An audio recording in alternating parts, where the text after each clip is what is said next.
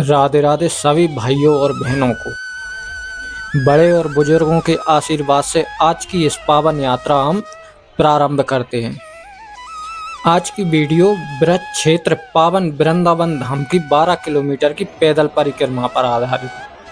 आज आप और मैं मिलकर इस 12 किलोमीटर की पैदल परिक्रमा पूर्ण करेंगे। आप घर बैठे परिक्रमा करिए अपने मन में, और मैं यहाँ पर आपको रास्ता दिखाऊंगा। तो चलिए शुरू करते हैं हम परिक्रमा।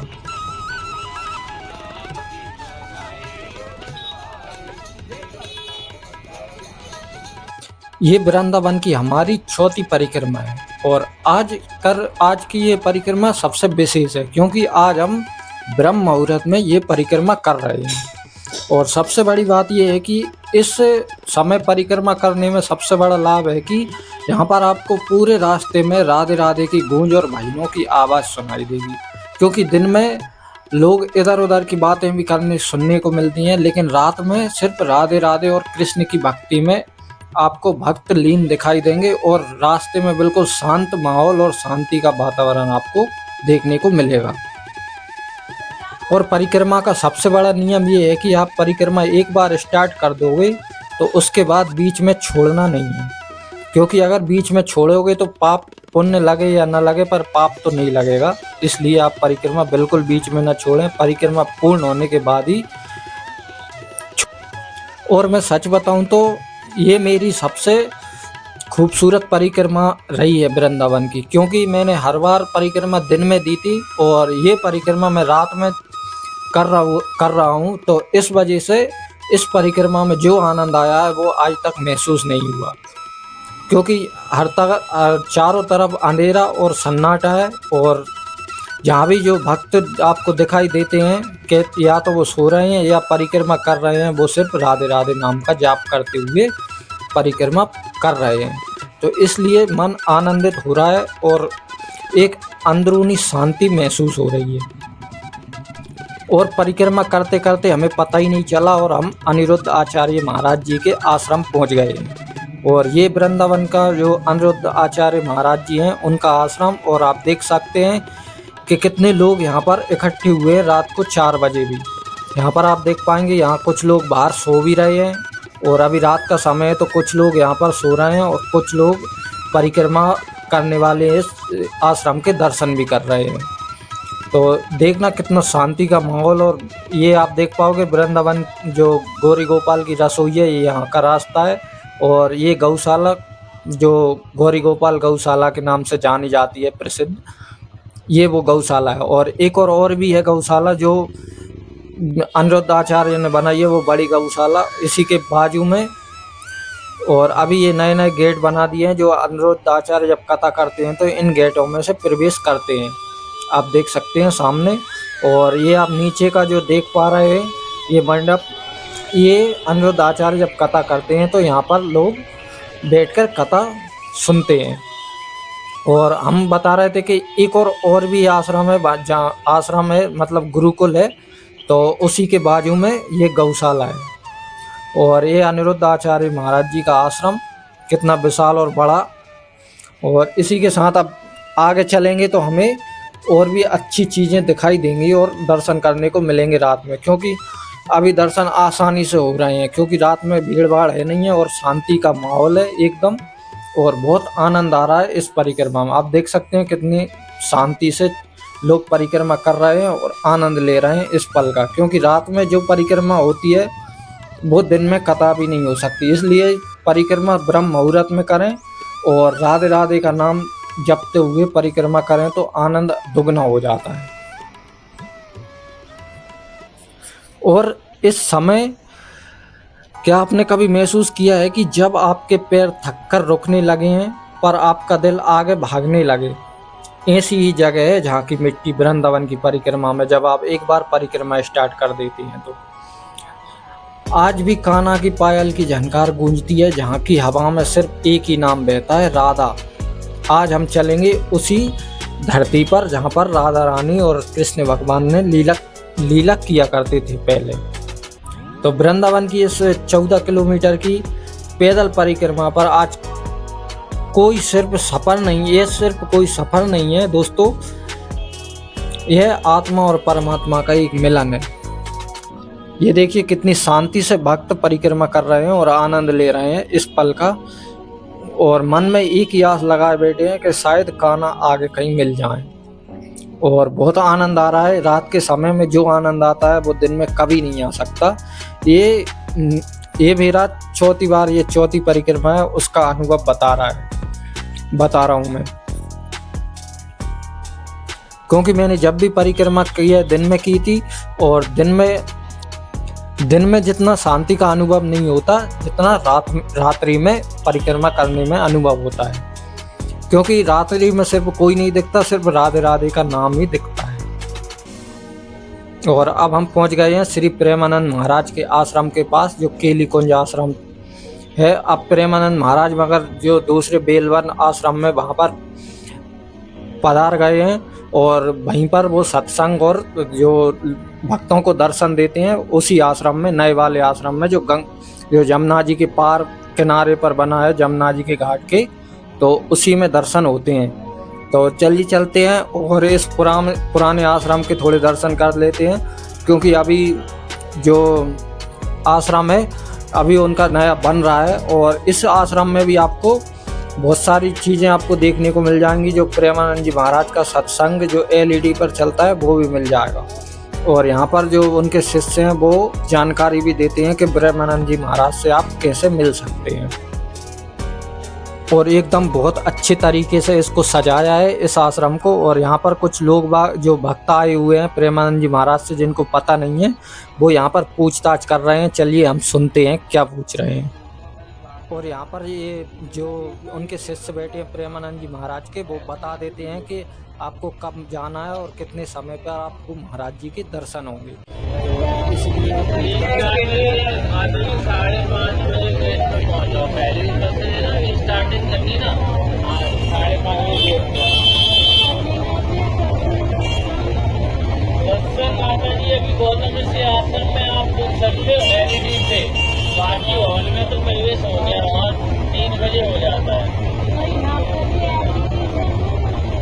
हाँ LED आप देख सकते हैं कितने भक्त यहाँ पर जो प्रेमानंद जी महाराज के दर्शन के लिए आए हैं। जो सुबह 4 बजे की वो जो पैदल यात्रा निकलती थी, लेकिन अभी वो उस वाले आश्रम में निकलती है, तो इस वजह से यहाँ पर कोई भी दर्शन नहीं होते। और इस जगह पे आप देख सकते हैं कि अंदर LED लगी है, और यहाँ पर जो जूता चप्पल रखने के लिए यहाँ से अंदर जाया जाता है, और उनके जो LED में सत्संग चलता है उनको सुनने के लिए। और चलिए अब हम चलते हैं और अपनी परिक्रमा आगे की ओर प्रस्थान करते हैं। तो राधे राधे दोस्तों, वो बहुत आनंद आ रहा है। आप परिक्रमा मन में कीजिए और आनंद लीजिए इस पल का कि आप स्वयं इस स्थान पर, इस वृंदावन की पावन भूमि पर आप चल रहे हैं। तो अभी हम पहुंच गए हैं जो कालीदह मंदिर है उसके पास, जो कालियादह मंदिर है, और उसी के जो घाट बना है उसके पास पहुंच गए हैं हम, यमुना जी के किनारे पर।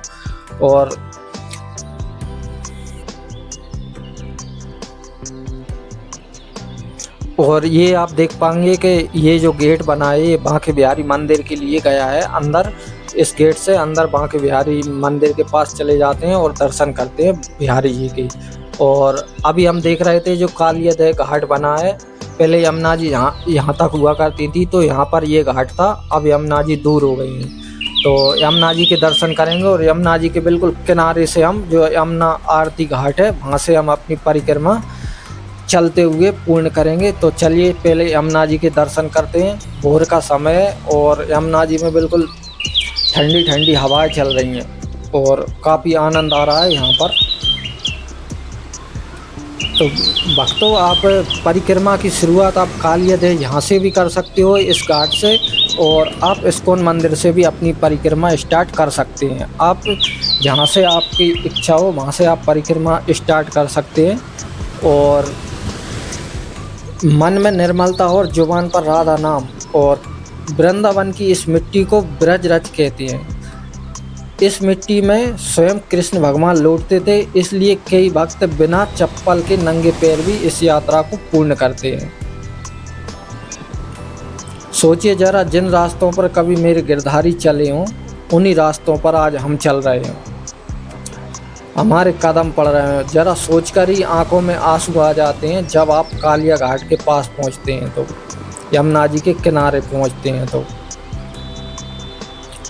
ऐसा लगता है जैसे आज भी कान्हा उस कदम के पेड़ पर यमुना जी में कूदने वाले हों।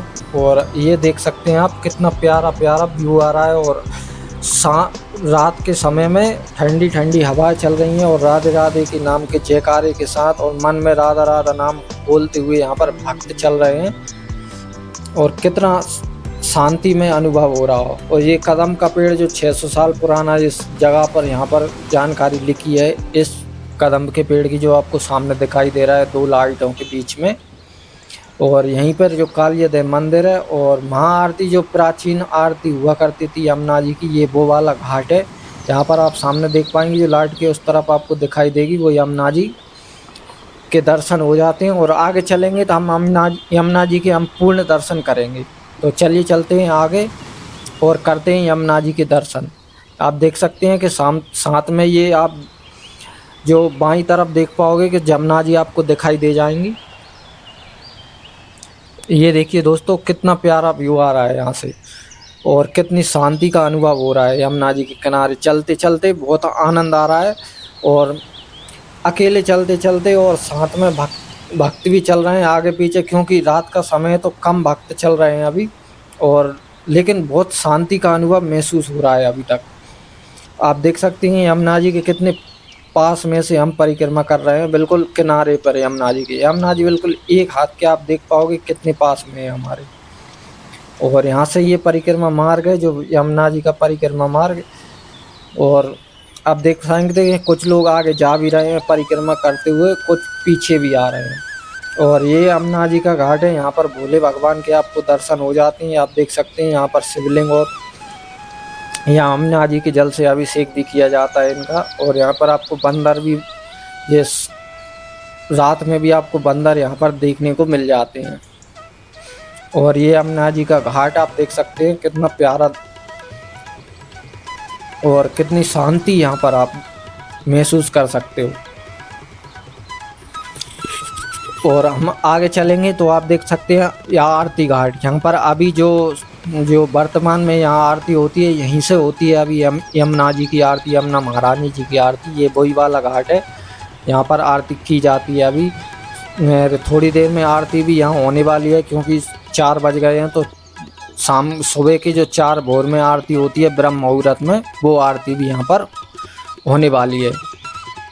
और चलना आसान नहीं होता, 5 या 6 किलोमीटर बीतने के बाद पैरों में छाले पड़ने लगते हैं और पत्थर भी थोड़े थोड़े चुभने लगते हैं। आप देख सकते हैं कितना बेहतरीन और कितना मनमोहक नज़ारा आपको देखने को मिल जाता है, क्योंकि सुबह का समय होने जा रहा है और नीला नीला आसमान आपको पूर्ण रूप से यहाँ पर दिख जाएगा। जैसे हम देख पाएंगे सामने आपको ये देखना कितना प्यारा आपको देखने को दिखाई दे रहा है यहाँ पर, ये नीला नीला आसमान और परिक्रमा करते हुए वृंदावन की बिहारी जी की। और आप देख सकते हैं भक्त चल रहे हैं अभी, जो रात का समय है अभी भी भक्त चल रहे हैं। और आप देख पाओगे कि यहाँ पर नीला आसमान कितना प्यारा और खूबसूरत दिखाई दे रहा है यहाँ से। और यहाँ पर कुछ जो आपको देखने को मिल जाते हैं, जैसे ये आपको मटकी देखने को मिल जाएगी, आगे आपको बांसुरी भी देखने को मिल जाएगी यहाँ पर दर्शन करने को, क्योंकि यहाँ पर जगह जगह पर बहुत प्यारी प्यारी चीज़ें बनाई हुई हैं, ये देख सकते हैं आप। और ये एक मंदिर है यहाँ का, बहुत ही अच्छा मंदिर है, अभी खुलने ही वाला होगा थोड़ी देर में, 6 बजे के समथिंग खुल जाएगा। और सुबह सुबह का जो नज़ारा आपको देखने को मिलेगा वो आपको और कहीं नहीं मिलेगा, सिर्फ सुबह में ही ये शांति और इतना खूबसूरत आपको जो वृंदावन देखने को मन बार बार करता है, वो इसी वजह से करता है कि सुबह और रात का जो एक साथ मिलन है उसमें हम परिक्रमा कर रहे हैं और शांति का अनुभव हो रहा है। तो यही नज़ारा आपको घर जाने के बाद महसूस होता है। तो और अब हम पहुंच गए हैं टटिया स्थान। ये आप देख सकते हैं जो पेड़ आपको देखने को दिखाई दे जाते हैं टटिया स्थान में। और इसी के पास में ये आश्रम बना है, आप देख पाओगे आगे लिखा भी है इसमें कुछ। ये एक सरोवर बना है और इस सरोवर में कुछ जो भक्त हैं वो जहाँ पर संत रहते हैं वो स्नान वगैरह करते हैं और रहते हैं यहीं पे। और यहाँ पर बंदर, और आप देख सकते हैं कि दंडवती परिक्रमा भी यहाँ पर भक्त करते हैं। और सुबह के समय और रात के समय अधिकतर ज़्यादा लोग दंडवती परिक्रमा करते हैं, दिन में बहुत कम करते हैं। और अब सुबह का समय हो गया है और संख्या थोड़ी सी बढ़ने लगेगी लोगों की। अभी देखना आप, थोड़ी देर में लगभग आधे घंटे से पहले पहले यहाँ पर देखो कितनी संख्या बढ़ जाएगी। अभी देखना आपको ये जितने लोग दिख रहे हैं यहाँ से 3 गुने लोग आपको दिखने लगेंगे। अभी आगे आगे बहुत से लोग हमें देखने को मिल जाते हैं सुबह के टाइम पे। लगभग सुबह 6 और 6:30 का समय हो रहा है और हमने 4 बजे से अपनी परिक्रमा जो यात्रा स्टार्ट की थी और सुबह 6 बजते बजते हमें लोगों को झुंड देखने को मिल गए, लोगों की और भक्तों की भीड़ देखने को मिल गई यहाँ पर। ये देखना कितने लोग आपको दिखाई दे जाएंगे राधे राधे के नाम के जयकारे के साथ लगाते हुए। दोस्तों पता ही नहीं चला कि कब परिक्रमा हमारी पूर्ण हो गई। यात्रा के आखिरी 2-3 किलोमीटर सबसे मुश्किल होती हैं, शरीर पूरी तरह टूटने लगता है क्योंकि चलते चलते हमें 2 से 3 घंटे हो चुके हैं। पर दोस्तों यही वो पल होता है जब चमत्कार होता है, जब आपका मन अपना बल खत्म होता है तब राधा रानी का बल शुरू हो जाता है। आपको पता ही नहीं चलता कि आपके पैर कैसे चल रहे हैं, ऐसा लगता है जैसे हवा आपको उड़ाकर आगे बढ़ा रही है। और इस तरह पूरी हुई हमारी वृंदावन की परिक्रमा। और वृंदावन पैदल परिक्रमा 14 किलोमीटर सिर्फ एक रास्ता नहीं है, ये हमारे भीतर के क्रोध, अहंकार और दर्द को पीसकर बाहर निकालने का जरिया था। जो नंगे पैर यहाँ से गुजरा है वो जानता है कि यहाँ से वापस लौटने वाला इंसान बदल जाता है, वो अब पहले जैसा नहीं रहता। अगर जीवन में कभी आपका मन उदास हो, ऐसा लगे कि सब रास्ते बंद हो गए हों, तो दुनिया की फिक्र छोड़ना और एक बार वृंदावन आ जाना। इस परिक्रमा मार्ग में चलकर देखना मेरे बांके बिहारी, मेरी लाडली जी आपके सभी अकेलापन को नहीं छोड़ेंगे, कभी आपको अकेला नहीं छोड़ेंगे, आपके सभी दुख दर्द दूर हो जाएंगे।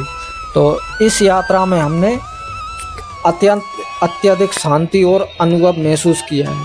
तो दोस्तों अगर आप वृंदावन की परिक्रमा करें तो सुबह ब्रह्म मुहूर्त में सबसे पहले करिए। और एक बार आपने ब्रह्म मुहूर्त में जो परिक्रमा वृंदावन की सच्चे मन से कर ली तो आपको किसी संसार में किसी के सामने झुकने की ज़रूरत नहीं। आपको सिर्फ जो मांगोगे वो प्राप्त होगा, सिर्फ राधा रानी की कृपा से और मेरे बिहारी जी की कृपा से। दोस्तों वृंदावन की परिक्रमा हमने बहुत बार की है, लेकिन इस बार जो अनुभव महसूस हुआ है वो आज तक पहली बार हुआ है। क्योंकि वृंदावन की परिक्रमा हम बहुत बार कर चुके, लेकिन आज जो परिक्रमा की है हमने सुबह में और रात के समय में, जो शांति का अनुभव हुआ है वो पहले कभी नहीं हुआ। तो अगर आपको वीडियो अच्छी लगी हो तो कृपया चैनल को सब्सक्राइब करें और वीडियो को लाइक ज़रूर कर दीजिए। और अगली वीडियो आपको जल्दी ही अगली परिक्रमा की मिलने वाली है। और ये वो आश्रम है जिसके बारे में हमने बताया था, अनिरुद्ध आचार्य का, ये बड़ी गौशाला। और ये सामने आप देख पाओगे वो पीछे बिल्डिंग दिखाई दे रही है, वो गुरुकुल, इसी में जो अनिरुद्ध आचार्य के बच्चे पढ़ते हैं, तो यही वो आश्रम है। तो हमारी परिक्रमा हमने यहीं से स्टार्ट की थी और यहीं हमारी परिक्रमा पूर्ण होने वाली है। यहाँ से थोड़े आगे से हमने स्टार्ट की थी क्योंकि रात में हमें ही पता नहीं चला कहाँ से कर रहे हैं, लेकिन हमने सही स्थान से की थी।